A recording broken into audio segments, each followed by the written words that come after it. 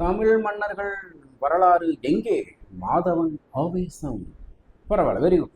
I accept. எப்படி சொல்கிறது, ரொம்ப பெருமையாக இருக்குது. ஒரு தமிழ் நடிகர் வந்து தமிழோட வரலாறு மறைஞ்சி போகிறத நினச்சி ரொம்ப உருகுலைந்து பேசுகிறாரு. யாரும் கேட்கலன்னா நான் கேட்பதுனால எனக்கு என்ன ஆனாலும் பரவாயில்ல அப்படின்னு சொல்லியிருக்காரு. உண்மையிலே அவர் தைரியத்தை பாராட்டணும். அவர் ரொம்ப நம்ம வரவேற்கத்தக்கணும். சரி, ஓகே, நம்ம வந்த வேலையை பார்ப்போம். நம்ம இவர் விஜய் சேதுபதியோட ஒரு படத்தோட அப்டேட் வந்திருக்குன்னு சொன்னாங்க. ரைட், இதுதான் இருக்குது, ஃப்ரெண்ட்லேயே இருக்குது பாருங்க. நான் பாட்டு தேடிட்டு இருக்கோம். டைட்டில் டீசர், தலைவன் தலைவி படத்தோட டைட்டில் டீசர் ஒன்று பார்க்க போகிறோம். அதுக்கப்புறம் இந்த ஆண் பாவம் பொல்லாதது, இது ரெண்டுமே வந்து நேற்று வந்து அப்டேட்டு. ஸோ இந்த ரெண்டு அப்டேட்டு தான் இன்றைக்கி நம்ம ரியாக்ஷன் பண்ண போகிறோம். பார்த்து வந்துருமா? ஸோ நம்ம சேனலுக்கு தான் ஃபஸ்ட் டைம் பண்ணிங்கன்னா மறக்காமல் அந்த பெல் ஐக்கானை சப்ஸ்கிரைப் பண்ணிட்டு பெல் ஐக்கானை ப்ரெஸ் பண்ணிடுங்க. நம்ம ஒரு ஒவ்வொரு வீடியோ நோட்டிஃபிகேஷன் வந்து இருக்கும். ஃப்ரீயாக இருக்கும்போது பார்த்து என்ஜாய் பண்ணலாம். ஓகே, பார்த்து வந்துருமா? Ready, 1 2 3 action. தியாகராஜன் பிரசன்ட். சந்தோஷம் நாராயணனா சமைக்கவே வேண்டாம் மருமகளே, ஒன்னு தங்கமா தாங்கும். ஒன்றும் வரி பண்ணாதீங்க அரிசி. எங்க அண்ணன் ஒருத்தனுக்காக எத்தனை பேரை வேணா இழக்கலாம். உங்கள் அம்மா அப்பாலாம் விட்டுட்டு நான் தான் வேணும்னு வந்திருக்கேன். நாமளே இப்படி பார்த்துக்கலன்னு அவங்க யோசிக்கிற அளவுக்கு உன்னை பாரு, மகாராணி மாதிரி வச்சு பார்த்துக்க போகிறேன். சூப்பர்ல, அவங்க இருக்கு.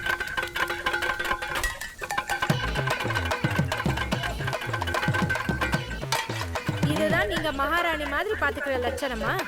பிடிக்கலன்னா உங்கள் அப்பாவோட அரண்மனைக்கு கிளம்பி போங்கலைங்க. எங்க வீடு எங்களுக்கு அரண்மனை தான் சார். மேடம், நீங்கள் இந்த மாதிரி சாருன்னு சொல்லும்போது அப்படியே கடுப்பாகுது மேடம். நீங்க மேடம் மேடம்னு சொல்லும்போது எங்களுக்கு இனிக்குமா சார்? ஏண்டா உங்க வண்டியில ஏறணும்னு இருக்கு சார். எனக்கு போங்க மேடம், எனக்கு போங்க. உங்களை யார் தடுத்தது? டேய், இதுக்கு மேல பேசலனா மூஞ்சி புரோட்டா கல்ல வச்சு தேய்ச்சி புடுவேன். என்ன பண்ணுவீங்க? என்ன பண்ணுவீங்க? என்னடா பண்ணுவேன்?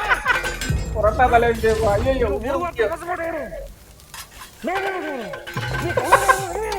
பேசாத. பேச மாட்டேன் சொல்லி பேசிக்கிட்டே தானடா இருக்க நீ.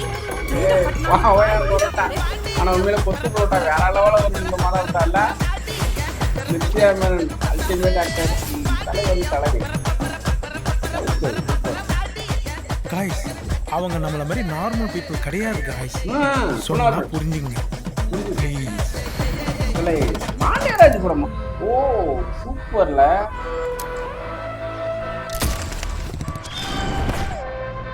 தலைவன் தலைவி ராப்பிட லவ் ஸ்டோரி செம்மையா இருக்கு. உள்ள இருக்கு விஜய் சேதுபதி அண்ட் நித்யா மேனன் ஆக்டிங்னா சொல்லவே வேண்டாம், வேற லெவலில் இருக்கும். அடுத்தது ஆண் பாவம் பொல்லாதது, அதையும் சேர்த்து பார்த்துக்குவோம். அப்புறமேட்டு நம்ம பேசுவோம். Okay, drumstick production. இல்லை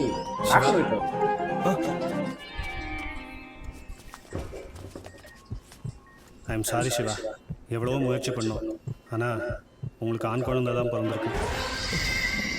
ஆண் குழந்தைதுக்கு ஆடி எங்கடா போயிடுச்சு? போற பக்கம் பார்த்தா இப்படி தாவ போல. சீக்கிரம் வாங்கிட்டு வாங்க. மனசை தேத்திக்கோங்க. போய் ஆம்பளை பிள்ளையா பிறந்துட்டேடா. இந்த உலகத்துல ஒரு மனுஷனுக்கு சாதாரணமா வர்ற வெக்கம், மானம், சூடு, சொரணை, கோபம் இது எதுவுமே இல்லாம வாழ பழணும். தப்பே பண்ணலனாலும் சாரி சொல்லணும், வலிச்சாலும் சிரிச்சு பழணும். குத்துனது பொண்டாட்டியா இருந்தா செத்தாலும் சொல்லக்கூடாது. அது எப்படி செத்தா சொல்ல முடியும்? சொல்லக்கூடாது, கண்டிப்பா சொல்லக்கூடாது.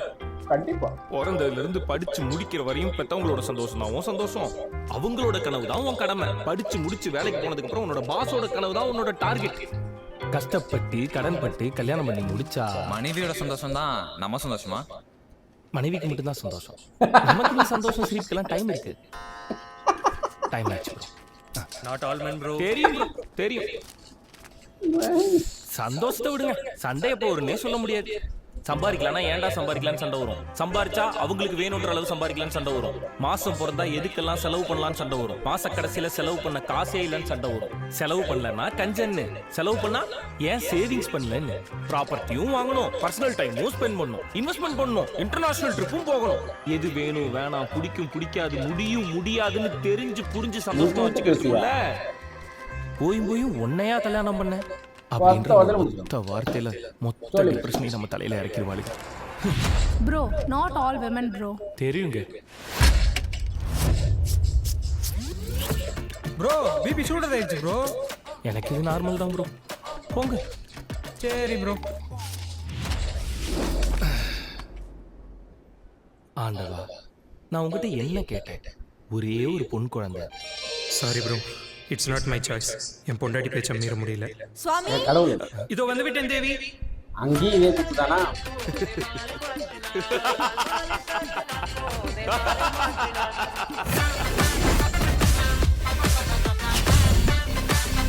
அனுபவம் சொல்லாதது தம்பி, சும்மாவா சொன்னாங்க தம்பி.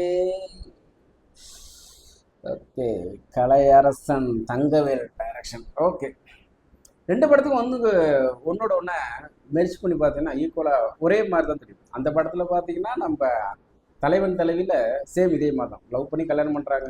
அவர் சொன்னார், ஒத்த வார்த்தையில் சொன்னது, எல்லாத்தையும் விட்டுட்டு என்னை நம்பி வந்துட்டான். பெற்றவங்களே நம்மளே இருந்தாலும் இந்த அளவுக்கு வச்சுக்க முடியாது, நான் நினைக்கிற அளவுக்கு உன்னை நான் வாழ வைக்கணும்னு அவர் ஆசைப்படுற மாதிரியும். அதுக்கப்புறமேட்டுக்கு இவங்க ஆஸ் நடக்கிற ஒரு சின்ன விஷயத்தை அப்படியே கான்ட்ரவர்சி அப்படியே சண்டையாக அப்படியே போகுது. அது அப்படியே பூதாகரமாக வெடிக்குதா வெடிக்கல எல்லாம் தெரியாது. ஸோ கண்டிப்பாக வெடிக்கிறது வாய்ப்பே கிடையாது. இது ஒரு அழகான ஒரு லவ், ரக்குடு லவ். அதாவது ரொம்ப அட்டாவடித்தரமான லவ் பண்ணுவாங்களே, நீ இப்படி தான் அப்படின்னு பாடா போடான்னு பேசிட்டு அது இதுன்னு சொல்லுவாங்க. ஆனால் அதுவும் ஒரு வகையான அனுப்பு, அந்த அனுப்பை வெளிப்படுத்துகிற மாதிரியான அந்த ஸ்டோரி. இந்த ஸ்டோரியில் பார்த்தீங்கன்னா அப்படியே டோட்டல் வேஸ்ட். அந்த ஆண் பண்ணுற பாவங்கள் அதெல்லாம் அவர் பார்க்கும்போது உண்மையிலே அப்படி தான் இருக்கிற மாதிரி இருக்குது. இன்றைக்கி இருக்கிற காலகட்டத்தில் பசங்களுக்கு குழந்தை பிறந்துட்டாலே குழந்தை பிறக்கிறவங்க ஆம்பளை பிள்ளை ஆஹா ஓகோன்னு பெருமைப்படுறாங்க. அதுக்கப்புறம் ஆம்பளை பிள்ளைய பிறந்ததுக்கப்புறம் நானும் நிறைய டைம் ஃபீல் பண்ணியிருக்கேன்.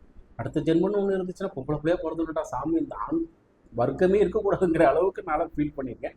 ஸோ அந்த மாதிரியான ஒரு அழகான ஒரு ஸ்டோரியை சூப்பராக கொண்டு போயிருக்காங்க. அது ரியோ வந்து ஒரு நல்ல ஒரு காமெடி சென்ஸ் உள்ள ஒரு ஆக்டர்.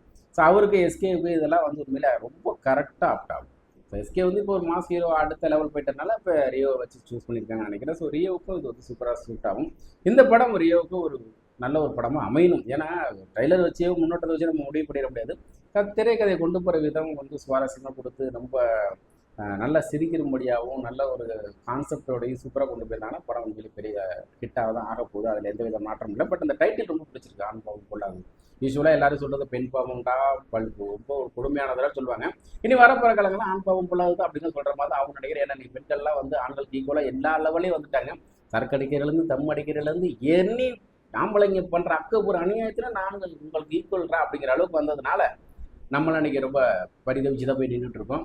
அப்படி தான் சூழ்நிலை வருது. கல்யாணத்துக்கு முன்னாடி வரையிலும் வேலை படிப்பு அதுக்கப்புறம் வேலை அப்புறம் சம்பாதிக்கணும், அதுக்கு வாழ்க்கை செட்டில் ஆகணும், வீடு கட்டணும், வாசல் கட்டணும், லோனு கட்டணும், ஆற்று கட்டணும், ரொம்ப இப்படியே போயிடும். கல்யாணத்துக்கு அப்புறம் அவளுக்கு பிடிச்ச சீனி இவளுக்கு பிடிச்ச குழந்தை பார்த்தப்பறம் குழந்தை பார்க்கணும், படிக்க வைக்கணும், அதுங்களுக்கு நல்ல கட்ட கூட சேர்த்து வைக்கணும். இப்படியே போய் கடைசியாக கிளைமேக்ஸில் மச்சான் நீ பிறந்ததுலேருந்து உனக்கா என்னடா பண்ணிட்டுன்னு கேட்டா, என்னடா வாழ்க்கை வாங்கன்னு கேட்டா, ஒன்றுமே இல்லைடா. ஆரம்பத்தில் அப்பாவோட கனவு அம்மாவோட கனவு அப்படியே போடுச்சு.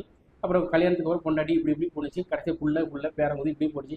நமக்கான வாழ்க்கையை நம்ம வாழவே இல்லையடா அப்படிங்கிற மாதிரி தான் தோணும். ஸோ அந்த அளவுக்கு ஒரு கொடூரமான ஒரு கேள்வி தான் இந்த ஆண் வர்க்கம் அப்படிங்கிறது. ஒரு ஆணா என்னுடைய ஆதிக்கத்தை நான் சொல்லிட்டு தான் இருக்கேன். அதான் உண்மை கூட. இதே ஒரு கேள்வியை பெண்கள் கேட்டால் அவங்களும் இதை விட ரொம்ப மோசமாக சொல்லிட்டு தான் இருப்பாங்க. ஸோ ஒன்று சலிச்சது இல்லைங்கிற மாதிரி ரெண்டுமே ஒரே மாதிரியான ஒரு விஷயமாக தான் அமையும். ஓகே, எனக்கு 2 பார்த்ததில்ல, ரெண்டுமே எனக்கு அது ஒரு சேனல் இது ஒரு சேனல் ரெண்டுமே பிடிச்சிருக்கு. உங்களுக்கு எது பிடிச்சிருந்துச்சுங்கிற கேள்வி கமெண்ட் சொல்லுங்கள், நானும் தெரிஞ்சுக்கிறேன். நெக்ஸ்ட் ஒரு சூப்பரான வீடியோவில் திரும்ப சந்திச்சுட்டே இருப்போம். பாய்.